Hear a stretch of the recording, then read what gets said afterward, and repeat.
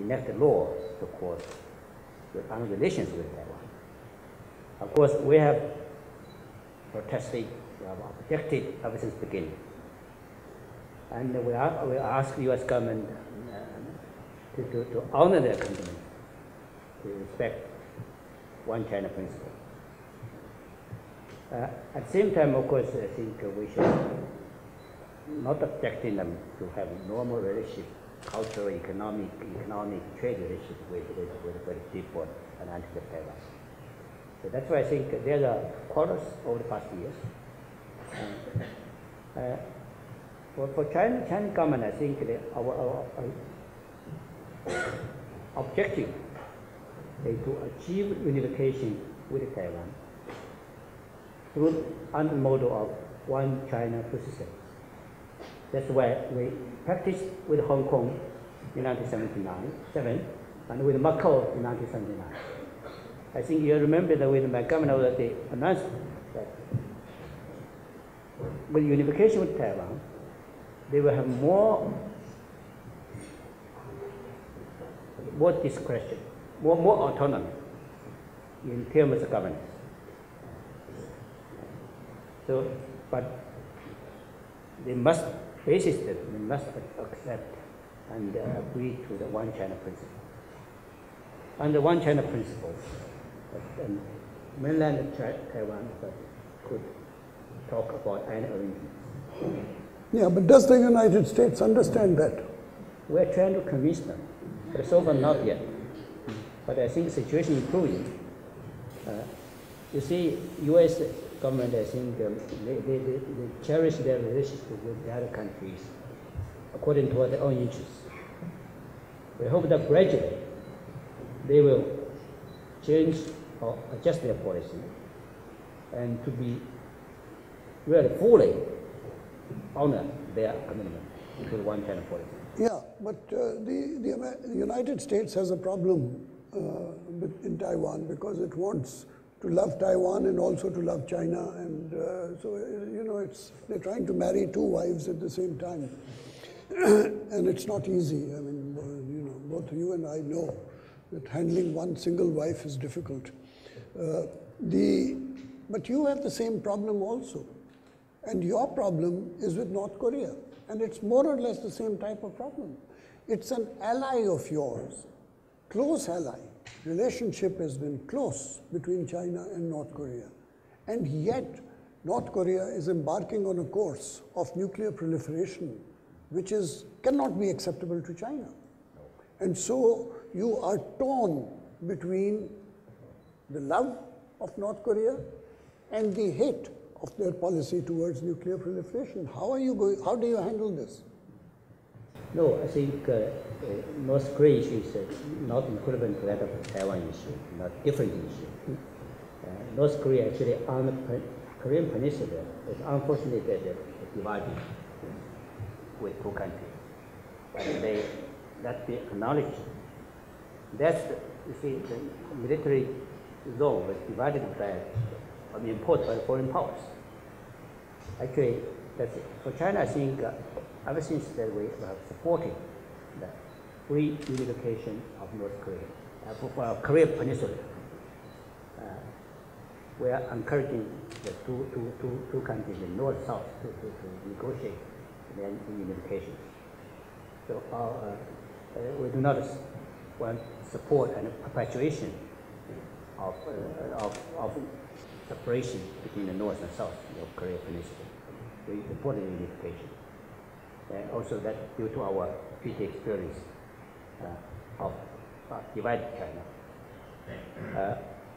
Nuclear issue, actually I think China has strongly opposed the nuclearization of the North Korean Peninsula. That's our strong objective, very, very firm objective.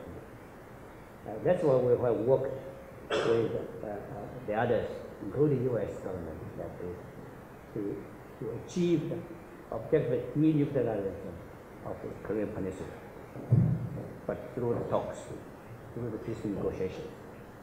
Because for the United States and for China, I think we have the common objective that First, we need our common objective to safeguarding the international system of non-proliferation.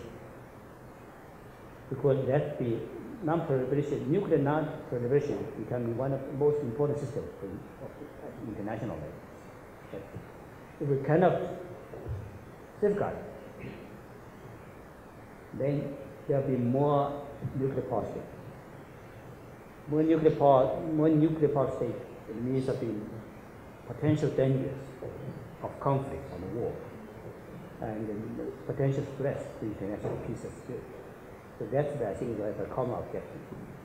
Second common objective, I think both U.S. and China share the common objective to denuclearize was Korean Peninsula. So that's why I think well, China hosting this so-called six-party talks. Our objective is to achieve denuclearization on the Korean Peninsula. At the same time, to secure stable security arrangement for the Northeast Asia. We have one microphone. If you will put up your hands, I will recognize them. First, the gentleman here at the end, and then the gentleman with the white hair is the second question. It occurred to me while listening that one way to deal with the depreciating dollar is not only to invest in U.S. consumption, but also to invest in U.S. production. And I know yesterday's New York Times reported that that a Chinese manufacturer was locating to Arizona to build solar panels and employing eventually 200 people. So I was wondering whether there's a strategy not only to invest in consumption by buying more U.S. paper, but whether in addition to investing heavily in Australia and Africa, South America, Central America, whether there was a strategy of also investing in U.S. production. And so, would you be ever tempted to put some of the money that you have in your pocket, and you have a lot of money in your pocket, to put some of it into the United States also as an investment? I think that's why you notice that China bought a lot of the bonds from U.S. market, not investment. What type of bonds are you talking about? No. Actually, you see, the foreign direct investment it's not very easy issue that for the government or for the entrepreneurs or for just to invest money itself. It's an issue of business management. I think for the Chinese entrepreneurs, they are in the process of still growing up. They are trying to learn how to manage it. So I think over the past year, they started to have some investments, direct investment in the US. But due to the high price of labor, I think that will not be so quick. So this is still, I think, the price of labor is still a big problem. Of course, the other issue of experience management also is a big problem. That's why I think for the Chinese entrepreneurs, they just started to invest overseas. I think that's why only since a decade or 50 years ago, we launched a kind of policy that encourage our entrepreneurs so-called to going out of the country to invest to other countries.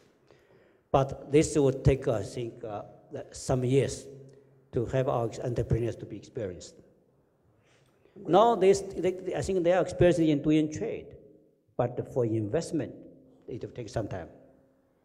I'm going to give the floor to you, sir, but after that, could the microphone be passed right to the back, to the lady at the back? Yes, sir.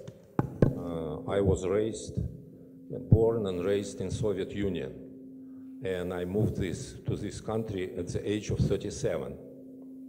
And so part of my